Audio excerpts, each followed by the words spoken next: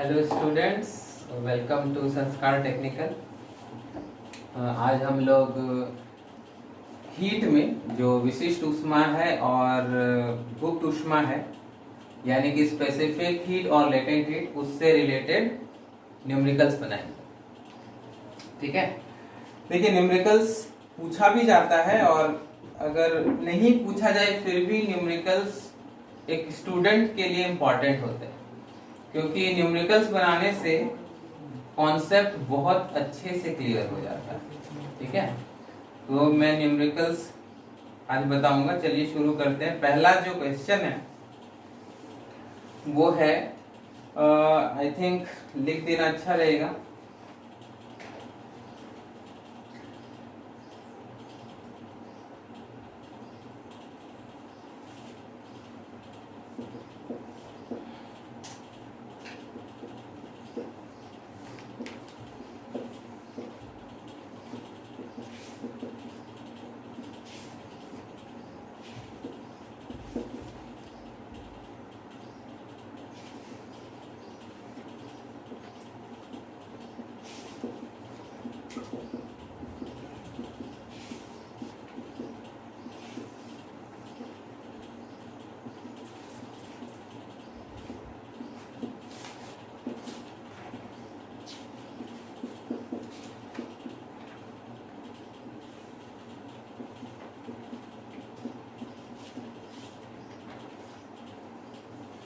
Okay ये question है, 10 ग्राम पानी का ताप 0 डिग्री सेल्सियस से 80 डिग्री सेल्सियस तक बढ़ाने और 5 ग्राम बर्फ को भाप में बदलने के लिए आवश्यक ऊष्माओं का अनुपात होगा। ये क्वेश्चन अकेले 2-3 क्वेश्चन के बराबर है। ठीक है, तो यहाँ पर 10 क्वेश्चंस हैं, मैं कुछ का सॉल्यूशन कराऊंगा और जो क्वेश्चन का पीडीएफ है वो संस्कार टेक्निकल ऐप में आपको मिल जाएगा। देखिए यहाँ पे क्या पूछ रहा है कि 10 ग्राम पानी है, उसका टेम्परेचर 0 डिग्री सेल्सियस से 80 डिग्री सेल्सियस बढ़ाना है, उसके लिए आपको ऊष्मा चाहिए। फिर क्या करना है, 5 ग्राम बर्फ है, उसको आपको भाप में बदलना है। तो पहले पानी में बदलिएगा गर्म करके, फिर पानी को भाप में बदलिएगा, इसके लिए भी ऊष्मा चाहिए। दोनों के लिए जितनी ऊष्मा चाहिए आपको उसका अनुपात ज्ञात करना है। तो पहले इसका करते हैं। क्या हो जाएगा, यहां पर अवस्था परिवर्तन नहीं हो रहा है, सिर्फ तापमान में परिवर्तन हो रहा है। तो उसके लिए जो ऊष्मा चाहिए होता है वो होता है delta Q is equal to M S delta T. M क्या है, 10 ग्राम, और एस पानी का स्पेसिफिक हीट, विशिष्ट ऊष्मा क्या होता है, 1 होता है। यूनिट जान लीजिए, यहाँ पे यूनिट जो मैं यूज कर रहा हूँ 1 कैलोरी पर ग्राम पर केल्विन है। ठीक है, और डेल्टा टी कितना है, टेम्परेचर 0 से 80 कर रहे हैं, तो तापमान कितने से बदल रहा है, 80 माइनस 0 यानी कि 80 से बदल रहा है। ठीक है, ओके, कितना आ गया, 800 कैलोरी आ गया। अब इसके लिए निकालिए, इसको चूंकि सेम नोटेशन ना हो जाए इसलिए डेल्टा 1 2 कर रहे हैं। Okay, delta Q2। अब बर्फ को भाप में बदलने के लिए 3 स्टेप होगा। एक, पहले बर्फ को गर्म करेंगे ताकि उसका तापमान उसके गलनांक तक पहुंच जाए। देखिए यहां पर क्या है, बर्फ का तापमान दिया हुआ है, नहीं दिया हुआ है। तो ऐसे क्वेश्चंस में ये अंडरस्टूड हो जाता है कि ये जो 5 ग्राम बर्फ है वो ऑलरेडी 0 डिग्री सेल्सियस पर है, तो उसका तापमान बढ़ाने की जरूरत नहीं, सिर्फ उसको गलाना है, वो मेल्ट हो जाएगा, पानी में बदल जाएगा। उसके बाद फिर पानी को गर्म करके 100 तक पहुंचाना है, और 100 में पहुंचने के बाद पानी क्या होगा, बॉईल करने लगेगा। तो चलिए पहले बर्फ को हम लोग पिघलाते हैं। तो जब अवस्था परिवर्तन होता है तो याद रखिएगा जो ऊष्मा देना पड़ता है अवस्था परिवर्तन में वो होता है विशिष्ट ऊष्मा इंटू एम। ml लिखिए या lm लिखिए, जो भी है। तो ये हो गया उसका मास और ये हो गया उसका लेटेंट हीट यानी गुप्त ऊष्मा। तो द्रव्यमान कितना है, यहाँ पे 5 ग्राम है, और बर्फ की गुप्त ऊष्मा कितनी होती है, 80 कैलोरी प्रति ग्राम। ठीक है, तो 80 कैलोरी पर ग्राम ये लिख दिया। कितना आ गया, 4।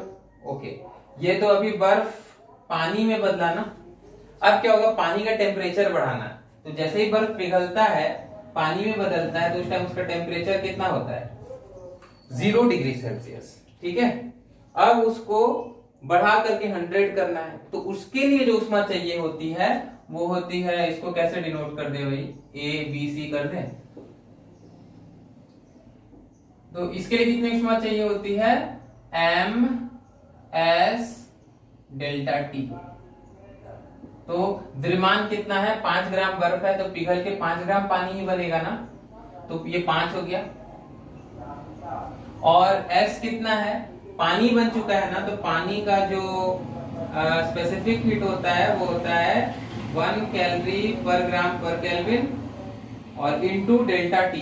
तो पानी को आपको, बर्फ पिघल के पानी बना 0 डिग्री सेल्सियस, उसको बॉयल करने के लिए, खौलाने के लिए 100 तक ले जाना होगा। ठीक है, तो यानी कि 0 से 100 तक ले जाना है। कितना हो गया, डिफरेंस हो गया 100 माइनस 0 यानी कि 100। अब ये पानी हो गया, बॉईल करने लगा। बॉईल करने के बाद अब अवस्था परिवर्तन होगा, वो पानी से भाप बन जाएगा। ठीक है, स्टीम।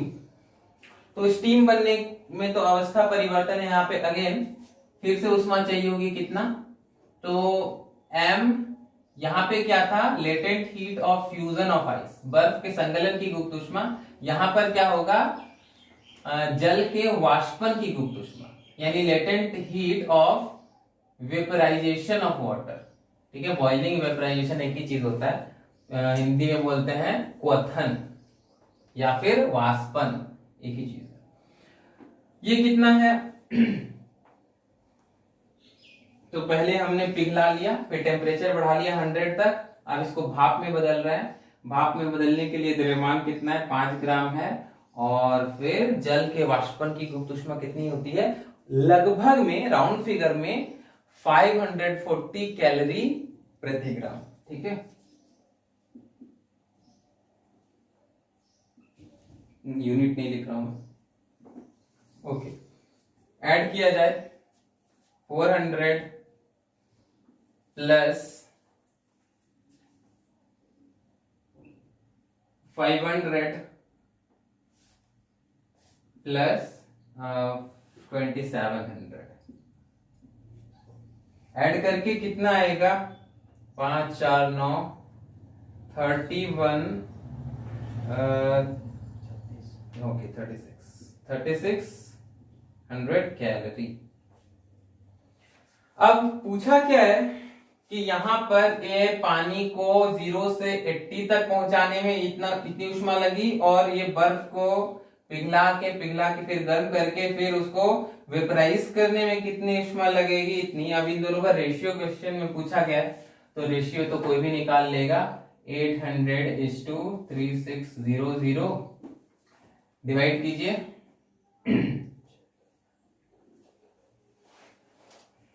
तो कितना हो जाएगा, 2:9। ओके, ऑप्शन भी था, कह रहा क्या फायदा लिखने का, 8:13, सी 2:9, यही आंसर था, और डी 8:9। तो सी हो गया आंसर।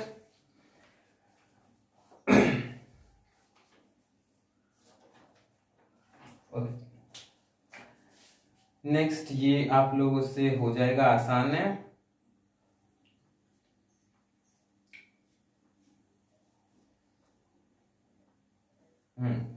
थ्री भी आसान है, मगर मैं फिर भी कर दे रहा हूं।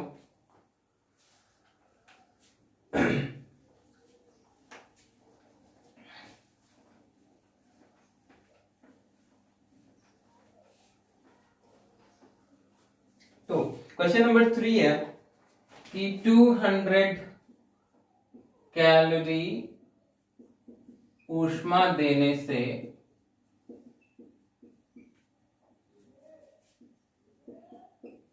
कोई पदार्थ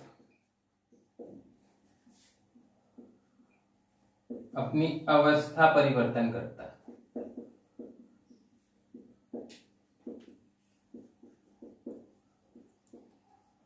तो पदार्थ की गुप्त ऊष्मा है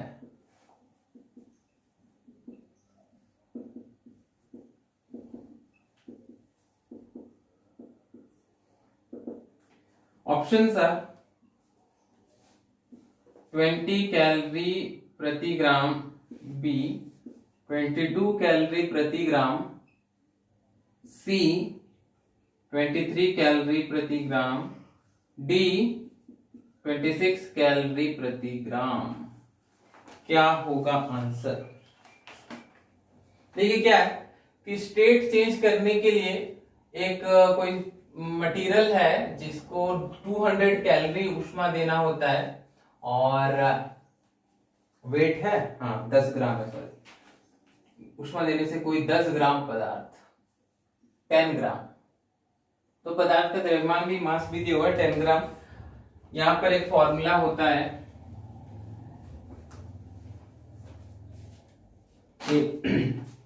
delta Q is equal to latent heat into mass, तो latent heat is equal to delta Q by mass. Delta Q दी गई ऊष्मा कितनी है 200 कैलोरी और मास कितना है 10 ग्राम, तो ये कितना आ गया 20 कैलोरी प्रति ग्राम।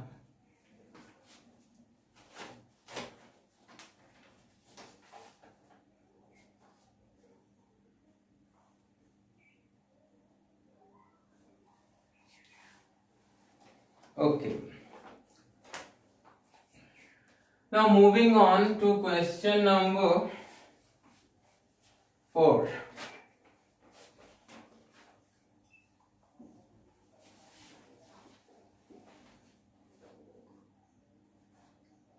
Okay. Question number 4 है 10 ग्राम बर्फ जो -10 डिग्री सेल्सियस ताप पर है को वाष्प में बदलने के लिए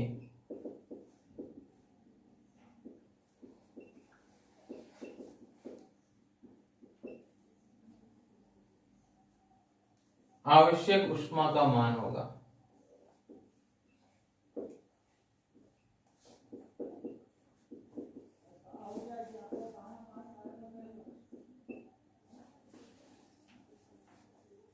ऑप्शंस भी दे दूं 7200 कैलोरी, बी 7210 कैलोरी, सी 7120 कैलोरी, डी 7310 कैलोरी। इस क्वेश्चन में एक प्रॉब्लम है कि जिस बुक से मैंने ये क्वेश्चन साइट किया है उस बुक में जल की जो गुप्त ऊष्मा है वो कंसिडर की गई है 536 कैलोरी प्रति ग्राम, ठीक है, जिसको कि हम लोग पिछले क्वेश्चन में हम लोगों ने लिया था 540 कैलोरी प्रति ग्राम। तो यहाँ पे राउंड ऑफ नहीं करना है, राउंड फिगर नहीं लेना है, इसको ये लेना 536 कैलोरी प्रति ग्राम, इस तरह से सॉल्व करना है, तब जाकर के आंसर आएगा। तो चलिए शुरू करते हैं इसको बनाना। फिर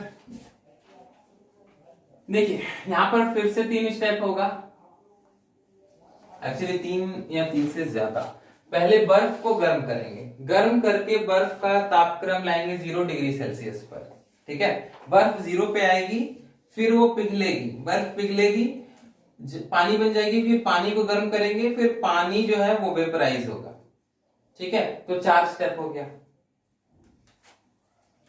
तो टोटल कुल ऊष्मा जो हो जाएगा वो कुछ इस प्रकार से हो जाएगा, ये ऊष्मा इज इक्वल टू पहले बर्फ का टेम्परेचर बढ़ाने के लिए, फिर बर्फ को पिघलाने के लिए, फिर पानी बन गया, अब तो पानी का टेम्परेचर 100 तक पहुंचाने के लिए, फिर वाष्प में बदलना है ना, हाँ, फिर उसको जल को वाष्पित करने के लिए यानी वेपराइज करने के लिए। 4 स्टेप में ये होगा।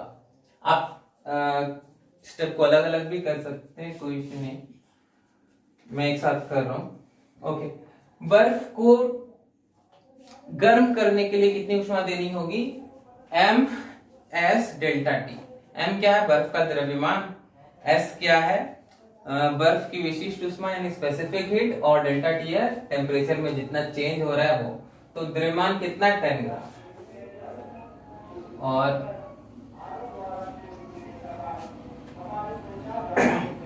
एस कितना होता है, तो बर्फ की विशिष्ट ऊष्मा होती है 0.5 कैलोरी प्रति ग्राम प्रति कैलोरी, और इंटू डेल्टा टी कितना है, तो -10 से इसका टेम्परेचर ले जाना है 0 तक। ठीक है, तो चेंज कितना आ रहा है 10 का, 0 माइनस माइनस 10 कितना हो गया 10। ओके, बर्फ अब पिघल गई। ठीक है, पिघल नहीं, सॉरी, इसका टेम्परेचर 0 हो गया, अब पिघलना शुरू होगा Q2 में, डेल्टा Q2 में। उसके लिए कितनी ऊष्मा चाहिए, mLF, जैसा कि मैंने पिछले क्वेश्चन में बताया था। तो m कितना है भाई 10 है, और इनटू कितना होता है LF कितना होता है 80 होता है।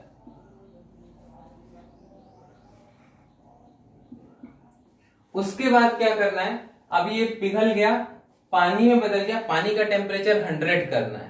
ठीक है, तो MS डेल्टा टी, m कितना है 10 है, और फिर S कितना है, तो पानी के लिए S होता है 1 कैलोरी पर ग्राम पर केल्विन, और डेल्टा टी कितना है, तो अभी जब बर्फ पिघलता है ना, तो उसका टेम्परेचर उस टाइम 0 डिग्री सेल्सियस ही होता है, फिर उसको हम लोग 100 पहुंचाएंगे। तो 0 से 100 पहुंचाना है, तो डेल्टा टी हो गया 100 पहुंच गया, पानी का टेम्परेचर 100 हो गया। अब नेक्स्ट स्टेप में हम लोग इसको वेपराइज करेंगे, पानी को वेपराइज करने में अवस्था परिवर्तन हो रहा है, तो अवस्था परिवर्तन के टाइम कितना हीट चाहिए होता है Lm। ठीक है, यहाँ पर क्या है LV है, यानी latent heat of vaporization of water कितना होता है, तो जैसा कि मैंने बताया 536 लेना है, और ये तो हो गया आपका S, m कितना है 10 है, और डेल्टा टी कितना है, सॉरी LFM, तो LF ये हो गया 536, m हो गया 10। ठीक है, तो एक बार फिर से मैं रिपीट कर दे रहा हूं, ये क्या है मास, ये है स्पेसिफिक हीट ऑफ आइस, ये क्या है डेल्टा टी है, ये क्या है मास है, और ये है latent heat of fusion of ice, ये मास है, ये स्पेसिफिक हीट ऑफ वाटर है, और ये क्या है डेल्टा टी है, चेंज इन टेम्परेचर है, ये है latent heat of vaporization of water, और ये है मास। तो क्या करें 10 कॉमन ले लें, 10 कॉमन ले लिया, ये हो गया कितना 5, और ये हो गया 80, और ये हो गया 100, और ये हो गया 536। जोड़ लीजिए 636 और 85।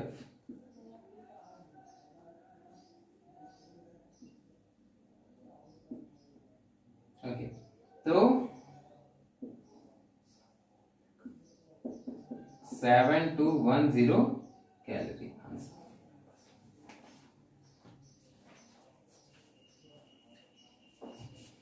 Option B is correct.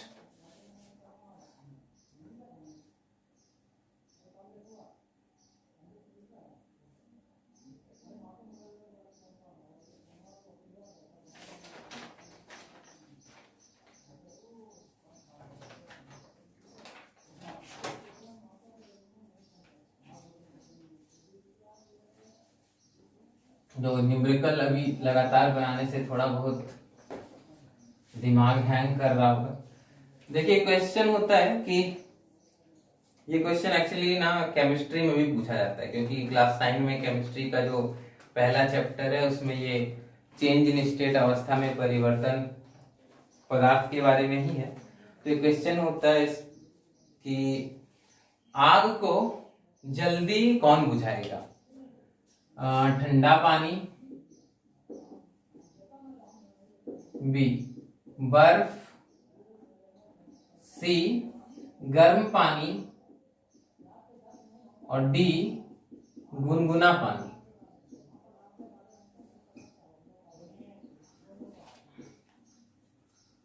तो कुछ लोग को लगेगा जितना ठंडा होगा उतना जल्दी आग बुझेगा, है ना, तो बर्फ डाल देंगे तो तुरंत बुझ जाएगा। लेकिन एक्चुअली होता क्या है कि जब आप बड़े स्केल पे आग लगी हो तो वहां पे पानी डालने से आग बुझता क्यों है, वो भाप में बदल जाता है, और भाप जो है वो आग का जो फ्यूल जल रहा है उसका हवा से कांटेक्ट काट देता है। जैसे ये आग जल रही है, इसके चारों ओर भाप बन गया, तो इसका एयर से कांटेक्ट कट गया। तो यहां पे क्या है कि ठंडा बर्फ डालिएगा तब तो बर्फ पिघलेगी, फिर पानी गर्म होगा, फिर भाप में बदलेगा, तब जाके अपना काम करेगा। ठंडा पानी में भी पानी गर्म होगा, फिर भाप में बदलेगा। ये अगर गर्म पानी डालेंगे, गुनगुना के बारे में तो सोचना ही नहीं है, दोनों गर्म ही हुआ। ये ज्यादा गर्म, ये कम गर्म, तो दोनों लगभग एक ही चीज है, बस गर्म पानी मतलब ज्यादा गर्म। तो गर्म पानी क्या होगा, जल्दी से वाष्पित हो जाएगा, जल्दी से वाष्पित हो जाएगा, और फिर ऑक्सीजन से कांटेक्ट टूट जाएगा फ्यूल का, और आग जो है वो बुझ जाएगी। ठीक है, तो गर्म पानी आंसर होगा। चलिए आगे बढ़ते हैं, क्वेश्चन नंबर 7। बाकी ये जो क्वेश्चंस मैं स्किप कर रहा हूं वो आपको संस्कार टेक्निकल ऐप में मिल जाएगा असाइनमेंट सेक्शन में। क्वेश्चन नंबर 7 है, 2 केजी जल की ऊष्माधारिता होगी, यानी कि what will be the heat capacity of 2 KG of water. 2 KG जल की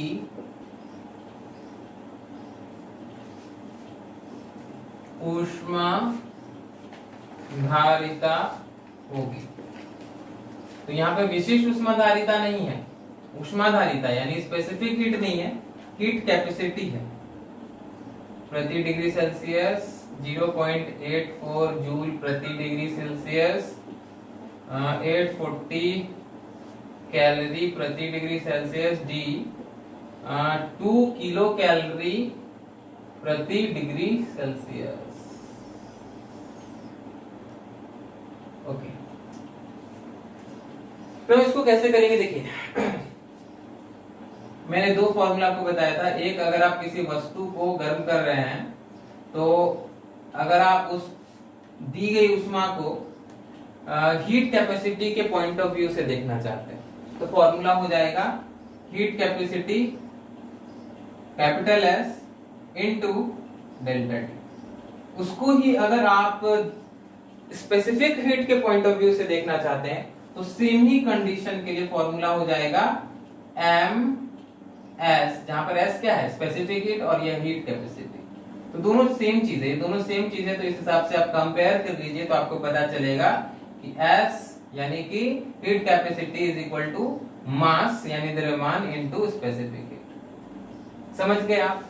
यहाँ पर यूनिट पे थोड़ा ध्यान देना होगा, क्योंकि केजी में है ना। तो देखिए, जल की जो स्पेसिफिक हीट होती है वो है 1 कैलोरी पर ग्राम पर केल्विन।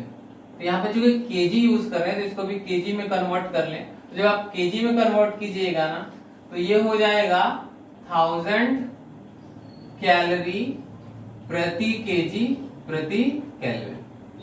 ठीक है, और 1000 कैलोरी मतलब 1000 कैलोरी को ही किलो कैलोरी बोलेंगे। ठीक है, तो 1 किलो कैलोरी प्रति केजी प्रति केल्विन। ये क्या है, जल की विशिष्ट ऊष्मा।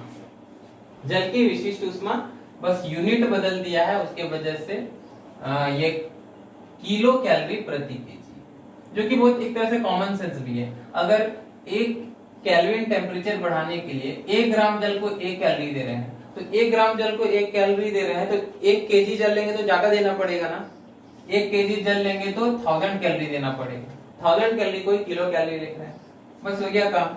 मास कितना है यहाँ पे, 2 केजी है, और ये एस स्पेसिफिक हीट कैपेसिटी कितनी है, 1 किलो कैलोरी प्रति केल्विन के जगह आप प्रति डिग्री सेल्सियस भी लिख सकते हैं,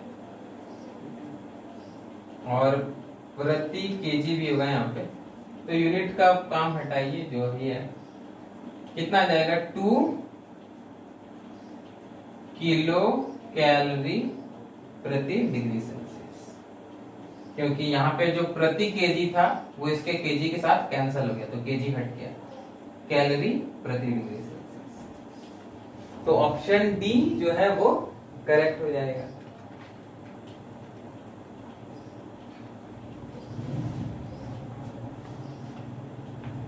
नाउ क्वेश्चन नंबर 8, ये एक इंपॉर्टेंट क्वेश्चन है।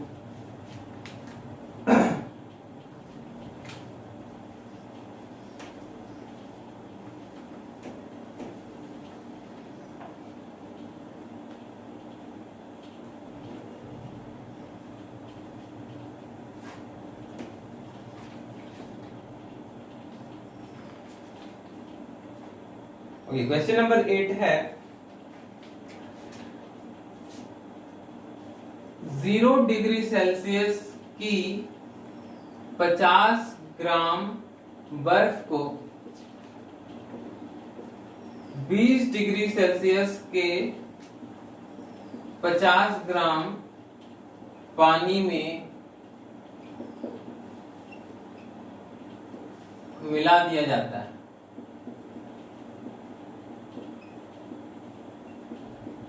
तो मिश्रण का ताप होगा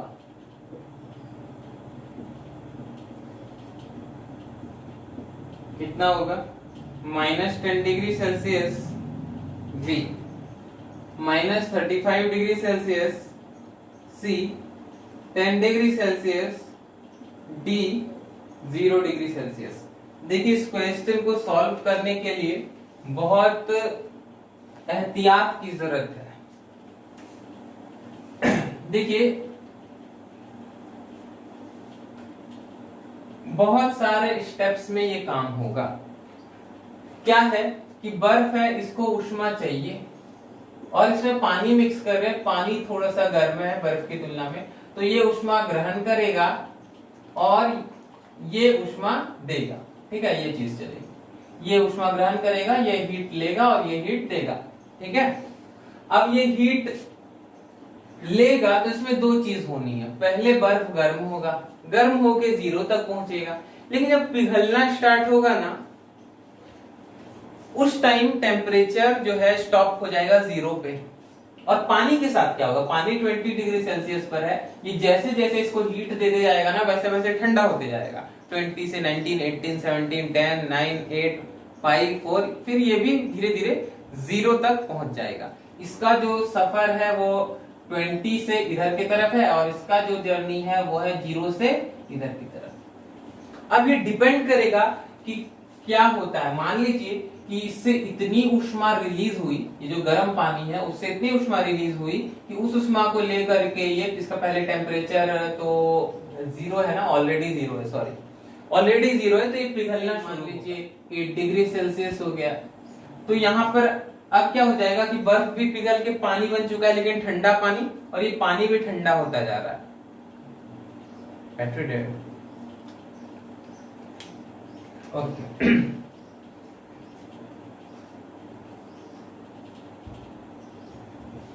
पॉज उसमें भी होता है। तो उसके बाद क्या होगा? दोनों पानी बन गया। अब ये दोनों हीट एक्सचेंज करना शुरू करेंगे। ये हीट लेना शुरू करेगा, ये हीट देना शुरू करेगा, ये थोड़ा ठंडा होते जाएगा, ये गर्म होते जाएगा। मान लीजिए कि 6 डिग्री सेल्सियस पे ये भी पहुंच गया और ये भी पहुंच गया। ये बढ़ते बढ़ते 6 हो गया, ये घटते घटते 6 हो गया। तो यहाँ पे क्या होगा? टेम्परेचर सेम हो जाने से एक्सचेंज बंद हो जाएगा। टेम्परेचर, हीट का एक्सचेंज तभी होता है जब टेम्परेचर में डिफरेंस हो। अगर टेम्परेचर सेम हो जाए, इसका 20 से घट के 6 पे आ गया, ये बर्फ पिघल के पानी बन गया और ये भी 6 पे आ गया, तो दोनों 6 पे आ जाएगा, तो हीट एक्सचेंज बंद और फिर वहां पे इक्विलिब्रियम आ जाएगा और जो मिश्रण होगा उसका टेम्परेचर होगा 6 डिग्री सेल्सियस। तो ये कहानी हम लोग एक्सपेक्ट करते हैं, कोई भी स्टूडेंट ऐसा एक्सपेक्ट करेगा, लेकिन इस क्वेश्चन में एक कैच है। क्योंकि अगर यह कहानी सोच के आप अगर एक्सप्रेशन में बैठा देंगे ना, तो आंसर गलत आ जाएगा। यहाँ पे सबसे पहली सावधानी ये बरतनी है कि अगर एक वस्तु दूसरी अवस्था में हो, दूसरी वस्तु अलग अवस्था में हो, एक सॉलिड हो एक लिक्विड है, तो यहाँ पे ध्यान देना होगा कि क्या ये पानी इतनी ऊष्मा दे पाएगा कि ये बर्फ पिघल सके। मान लीजिए कि ऐसा हुआ कि बर्फ पिघल रही है और ऊष्मा अवशोषित करके हीट एब्जॉर्ब कर रही है, ये पानी हीट दे रहा है, ये धीरे धीरे पिघलते जा रहा है और ये धीरे धीरे ठंडा होते जा रहा है।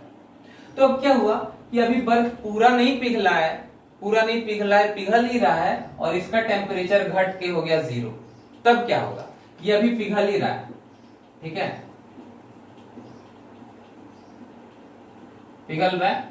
और ये जो पानी है तो पिघल रहा है तो 0 पे ही होगा ना, और ये भी घटते घटते 20, 18, 17, 15, 14, काउंटिंग तो सबको आता ही है, 4, 3, 2, 1, 0, ये भी 0 पहुंच गया। उसके बाद क्या होगा, प्रोसेस रुक जाएगा, क्योंकि टेम्परेचर तो सेम हो गया ना, टेम्परेचर सेम हो गया तो हीट एक्सचेंज नहीं होगा, तो ये प्रोसेस यहीं पे रुक जाएगा।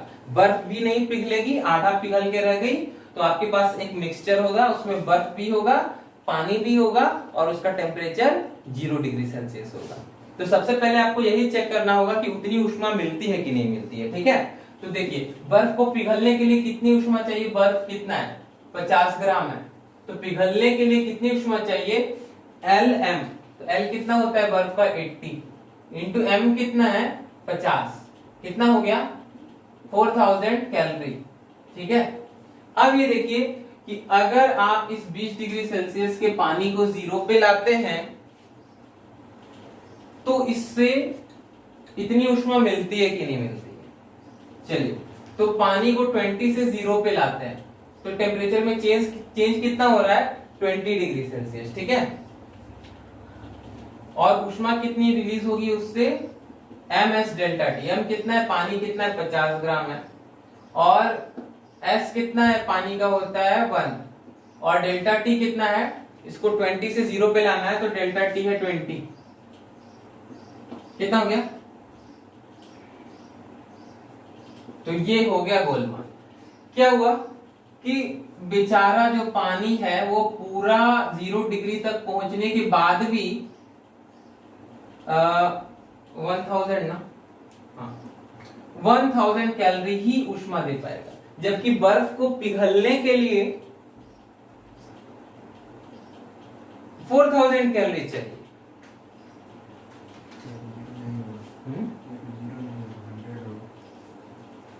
ओके, हाँ, थैंक यू।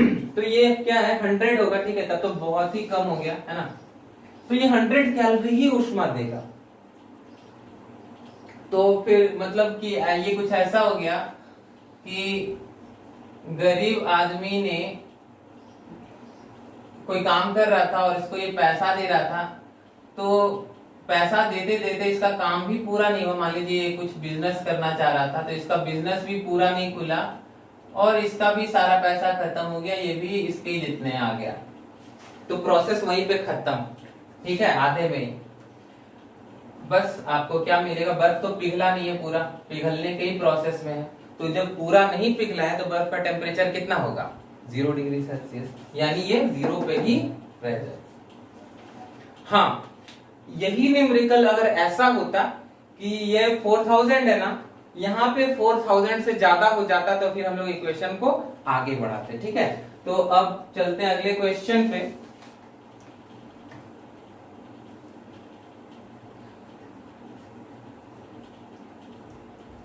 यदि 100 ग्राम जल 20 डिग्री सेल्सियस पर है, व्हाट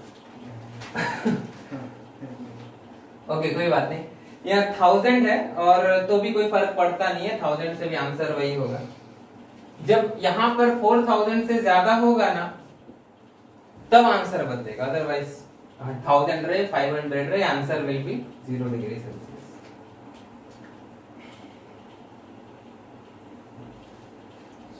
ओके, क्वेश्चन नंबर 9 है, यदि 100 ग्राम जल 20 डिग्री सेल्सियस पर है,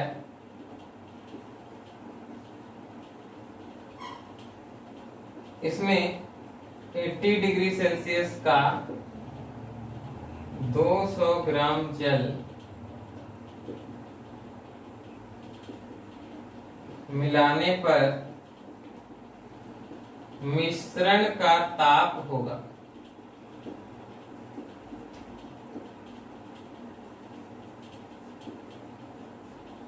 देखिए, ये जो न्यूमेरिकल्स है इनका यूज प्रैक्टिकली हो सकता है मतलब मेडिकल में।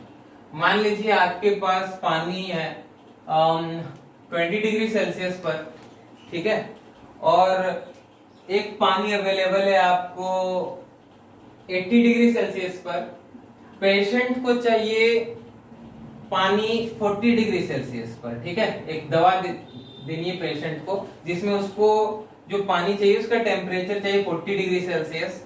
तो आप ठंडा होने के लिए भी छोड़ सकते हैं, लेकिन मान लीजिए टाइम नहीं है, मिक्स करके देना है, तो आप कैलकुलेट कर सकते हैं कि ये पानी अगर आपको आपने 10 ml लिया है तो ये पानी कितना लेना होगा कि मिला करके 40 हो जाए, ठीक है।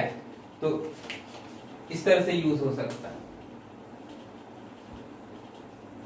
एनीवेज समझ लीजिए कि आप ऐसा ही कोई काम कर रहे हैं तो आपको देखना है कि इस तरह से जब पानी मिलाएंगे तो उसका जो मिक्सचर होगा उसका टेम्परेचर कितना होगा।